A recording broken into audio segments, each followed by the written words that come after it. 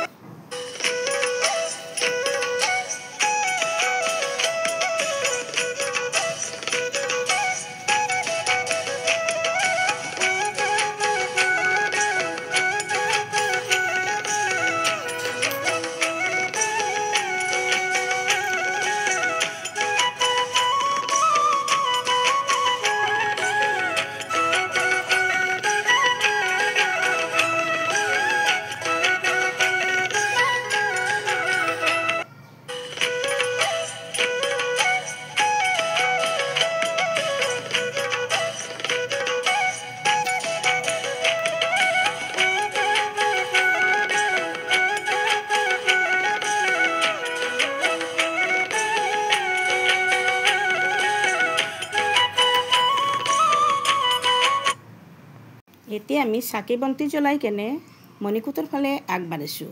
আটাইকেইগৰাকী আইয়ে সেৱা জনাই সোমাই আছে। ময়ো সেৱা জনাইকেই সোমাইছোঁ। ভাল লাগিলে আমাৰ হেৰিবিলাক চাইবিলাক। এতিয়া আমি মণিকূটৰ ফালে যাম আৰু অক্ষয় বন্তিগছি চাম। ইয়াৰ মুখ্য আকৰ্ষণ হ'ল গুৰুজনাই জ্বলাই যোৱা অক্ষয় বন্তিগছি। আজি 500 বছৰ ধৰি আজিও অক্ষুণ্ণভাৱে জ্বলি আছে, অক্ষতভাৱে জ্বলি আছে।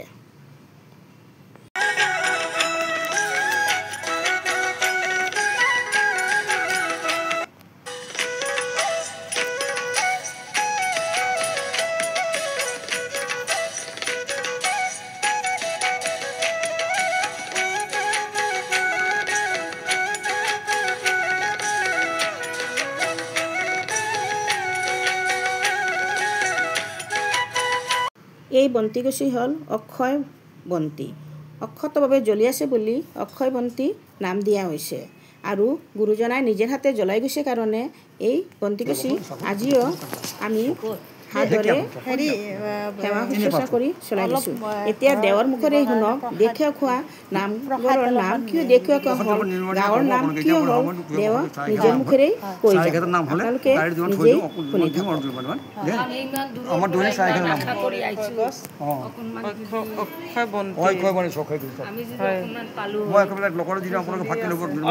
অলপ ক'ব নেকি দেখুৱা খোৱা নামঘৰৰ বিষয়ে?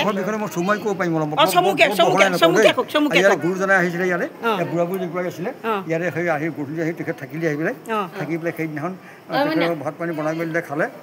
তিনিজনে খাই পেলাই থাকি পেলাই গধূলি ক'লে মই এতিয়া আমি কাইলৈ কেনে খুৱাম। বুঢ়া বুঢ়ীয়ে পৰামৰ্শ কৰে। বুঢ়ীয়ে ক'লে মোৰ চুলি কচাই কাটক, কাটি পেলাই মানে চেং কৰি দিম। এই হাত আমাৰ হাতজনে হাত বহে এইবিলাক হাতজনে পুখুৰীটো আছে, কিন্তু এতিয়া এই হাত নবহে, এতিয়া পানী হয়। এতিয়া তাৰপৰা তাতে বেছিলৈকে নি পেলাই বুঢ়াই বেছি পেলাই আনি পেলাই সেইদিনাখন খোৱালে। খুৱাই পেলাই গধূলি আকৌ বোলে হেৰি এতিয়া আমি খোৱা বোৱা হ'ল, এতিয়া কাইলৈ মই সোনকালে গুচি যাব লাগিব, গতিকে আপোনালোকক কি দিম? বুঢ়া নামত বুঢ়া নামঘৰ দি থৈ গ'ল। বুঢ়া নামত বুঢ়া নামঘৰ দিছোঁ, বুঢ়ী নামত হৈ দিহাখন দিছোঁ, নৈখন। দিহা দি গৈছোঁ, মানুহ য'তে আছোঁ ত'তে দিহা দিছোঁ। আকৌ নৈ পানী খাইছিলোঁ, গা পা ধুইছিলোঁ। এতিয়া টেবল হ'ল, টেবল বা কিবা হ'ল, এতিয়া আপোনাৰ তেনেকৈ ধোৱা নহয়, ধোৱাও কিছুমানে তেনেকুৱা ঢেকীয়া শাক গোটাই মেলি দিলে। খাই পেলাই বৰ তৃপ্তি পেলাই পাই পেলাই গাঁওখন নাম দিয়ে ঢেকীয়া খোৱা, গুৰুজনাই দিয়া নাম। আৰু চাকি কচি জীয়ন নাখায়, মই জ্বলাই দিছোঁ, এই গছি নাখায় জ্বলি থাকিব। এই গছি অক্ষয় বন্তি, অক্ষয় বন্তি এই গছি। আৰু চাৰিওফালে চাইডে খুটি মাৰি ইয়াৰ মতে নামঘৰ হ'ব। বৰগছ এই আছিলে, এইবোৰ বৰগছ মৰিলে, খৰিজোপা আছিলে আগৰ গছ বৰগছ। চব মোটামুটি হয় দেই। কৃষ্ণ কৃষ্ণ কৃষ্ণ। ঢেকীয়া শাক খাই পেলাই বৰ তৃপ্তি কৰে গুৰুজনাই। খাই পেলাই বৰ গাঁওখন নাম দিয়ে ঢেকীয়া খোৱা, গুৰুজনাই দিয়া নাম। ঢেকীয়া বুলি দেখিব তাত আছে। নিৰ্মাল দাই দিম, লৈ যাব আপোনালোকে। নিৰ্মাল দাই লৈ খাব। আৰু দুপৰীয়া প্ৰসাদ থৈ দিওঁ মোৰ যিমান তাৰমানে তাকে থৈ। এতিয়া গধূলি প্ৰসাদ নহয়, নাম হ'ব এতিয়া অকণমান নাম, তাৰমানে হেৰি প্ৰসাদ নহয়।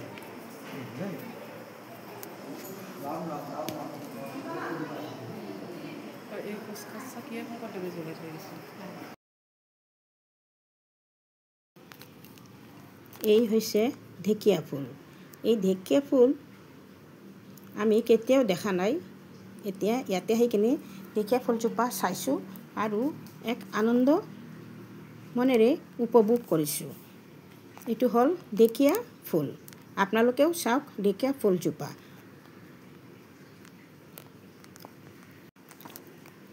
চাৰিওফালে গ্লাছ দি কেনে বৰ সযতনে ৰখা হৈছে ঢেকীয়া ফুল।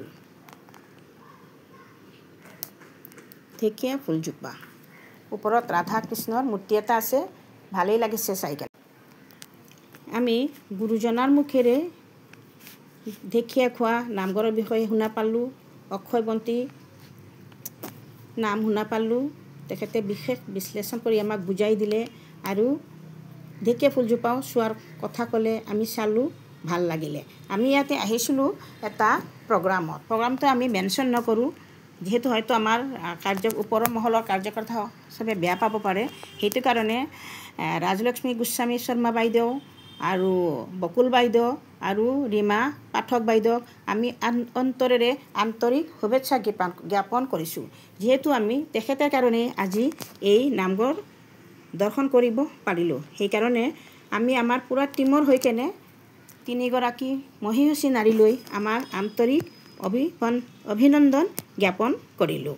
ভাল লাগিলে, খুব ভাল লাগিলে নামঘৰৰ পৰিৱেশটো চাই কেনে। এই আমাক অলপ প্ৰসাদ দিয়া হৈছে, আমি অলপ প্ৰসাদো ইয়াতে পালোঁ, আৰু ভাল লাগিলে।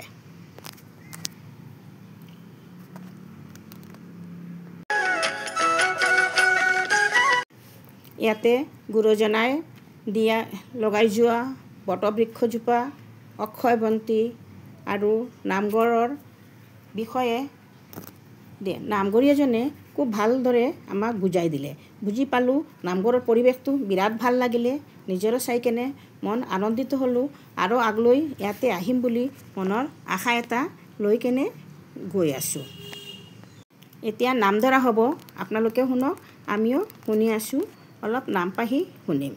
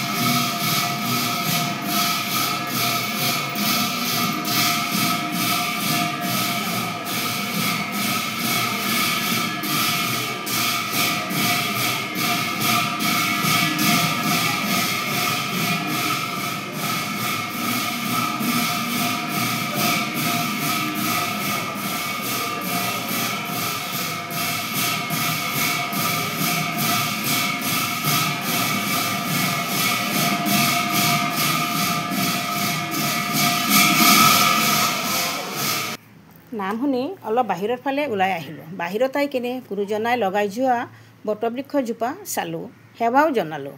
আৰু এক গছ বটবৃক্ষ ইতিমধ্যেই মৰিছে বুলি নামঘৰীয়া ভকত বাপজনে আমাক জনায়ে দিলে।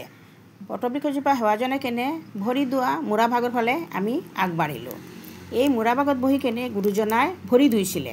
সেই স্মৃতিটোকো কমিটিৰ মানুহে আজিও বৰ সযতনে সাজি থৈছে। নিজৰো চাই কেনে ভাল লাগিল। এইজোপা মূৰা হৈছে গুৰুজনাই বহা মূৰা, বৰ সযতনে ৰখা হৈছে, ভাল লাগিলে চাই কেনে। আজি 500 বছৰ, প্ৰায় অনুমানিক 500 বছৰ পুৰণা এইজোপা। নামঘৰত সেৱা জনাই প্ৰসাদ লৈ আমি যাবলৈ ওলাইছোঁ। ভালে লাগিছে, আকৌ গুৰুজনাক সেৱা জনাইছোঁ। কৃষ্ণ কৃষ্ণ কৃষ্ণ।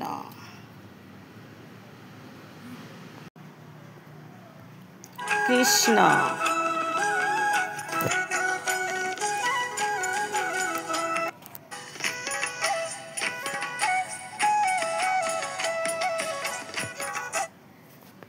আমাৰ ভিডিঅ'টো চাই ভাল লাগিলে আমাক ছাবস্ক্ৰাইব কৰিব নাপাহৰিব।